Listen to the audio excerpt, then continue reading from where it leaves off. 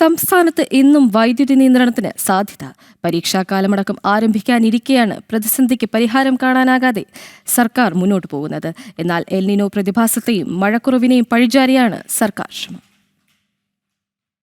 സംസ്ഥാനത്ത് വൈദ്യുതി പ്രതിസന്ധി തുടരുമ്പോഴും എൽ നിനോ പ്രതിഭാസത്തെയും മഴക്കുറവിനെയും പഴിചാരുകയാണ് സർക്കാർ. എൽ നിനോ പ്രതിഭാസത്തെ തുടർന്നുണ്ടായ മഴക്കുറവും അന്തരീക്ഷ താപനില താരതമ്യേന ഉയർന്ന നിലയിൽ തുടരുന്നതും മൂലം സംസ്ഥാനത്ത് വൈദ്യുതി ഉപഭോഗം മുൻകാലങ്ങളെ അപേക്ഷിച്ച് ഗണ്യമായി വർദ്ധിച്ചിരിക്കുകയാണെന്നാണ് KSEBയുടെ വാദം. ഇതോടൊപ്പം വൈദ്യുതി ആവശ്യകത വർദ്ധിച്ചതിനാൽ പവർ എക്സ്ചേഞ്ചിലൂടെ ലഭ്യമാകുന്ന വൈദ്യുതിയുടെ ലഭ്യതയിലും കാര്യമായ കുറവ് അനുഭവപ്പെടുന്നുണ്ടെന്ന് KSEB വ്യക്തമാക്കുന്നു. സംസ്ഥാനത്ത് മഴ മാറി നിൽക്കുന്ന സാഹചര്യത്തിൽ ഉയർന്ന വൈദ്യുതി ഉപഭോഗം മൂലം മുൻ ദിവസങ്ങൾ അപേക്ഷിച്ച് ഇന്ന് ഏകദേശം 400 മുതൽ 500 മെഗാവാട്ട് വരെ വർദ്ധിക്കാൻ സാധ്യതയുണ്ടെന്നാണ് KSEB പറയുന്നത്. പവർ എക്സ്ചേഞ്ച് വഴി ആവശ്യമായ അളവിൽ വൈദ്യുതി ഇന്ന് ലഭ്യമാകാത്ത സാഹചര്യമുണ്ടായാൽ വൈകുന്നേരത്തെ പീക്ക് സമയങ്ങളിൽ ഭാഗികമായി വൈദ്യുതി നിയന്ത്രണം ഏർപ്പെടുത്താനാണ് KSEB നീക്കം. പരീക്ഷാ കാലമടക്കം ആരംഭിക്കാനിരിക്കെ വിദ്യാർത്ഥികളെ പ്രതിസന്ധി കാര്യമായി ബാധിക്കും. അതേസമയം വൈദ്യുതി പ്രതിസന്ധിക്ക് പരിഹാരം കാണാതെ ന്യായീകരണം നടത്തുകയാണ് സർക്കാർ സംവിധാനങ്ങളും. ജനം, തിരുവനന്തപുരം.